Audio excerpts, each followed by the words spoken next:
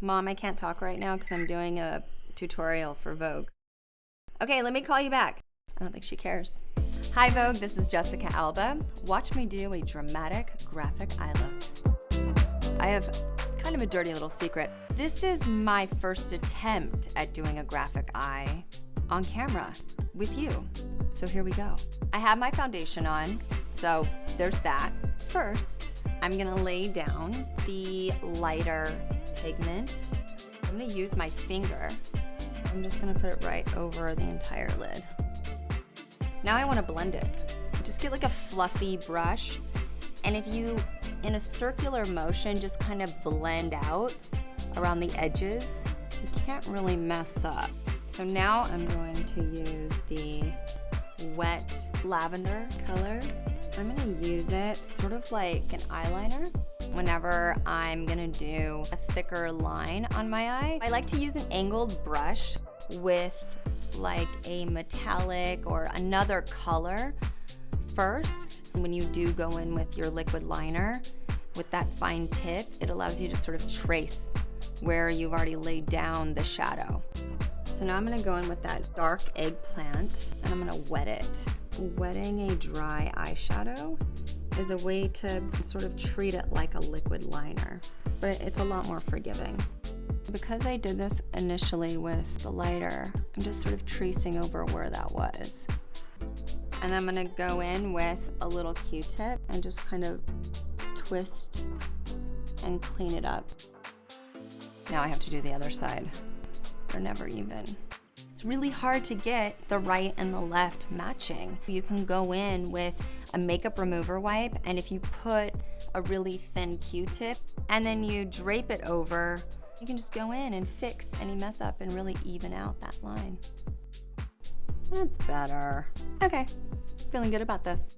So now I'm going for a fine tip liquid liner. The liquid liner just really pops and it looks great when it's next to the lash line. Make it as thick as you want, as thin as you want, and you can draw it out, you know, really as high as you want and at any angle. It's sort of your comfort level. Now it looks a little crazy because I need my eyebrows on. I always like to go a little bit lighter than my actual hair color when I start mid and work my way out. But with a graphic eye, you need to have a strong brow because it balances out the face. You see the difference. I think with a graphic eye, you need to have a nice, clean skin look because you want your eyes to pop. I really like to use a bronzer that has mica in it, which means those little shimmery bits. Not so much that you look like a disco ball, but just gives definition to the face. Go into the cheekbones where you would normally put a little blush, but instead you're using bronzer. And then bring it into the crease of your lid and just sort of like brings it all together. Now the lip. I'm gonna use a liner. It should be more of like a nude lip. I'm gonna go in with a liquid lip. I'm gonna use it with my finger and kind of like use it like a stain. I forgot to curl my lashes. What was I thinking? True story, I was on a movie one time and you know this little rubbery thing wasn't inside. Guess what happened to my lashes? They got a haircut. Mascara, last piece of the puzzle. I think mascara is that last product that transforms the whole look to level 10 instantly. Like you can really pile on that mascara, and I would even encourage trying to form little clumps because it just gives you that more dramatic 60s fashion vibe. I'm done. Oh wait, I need a dramatic. Here she is. Here she is.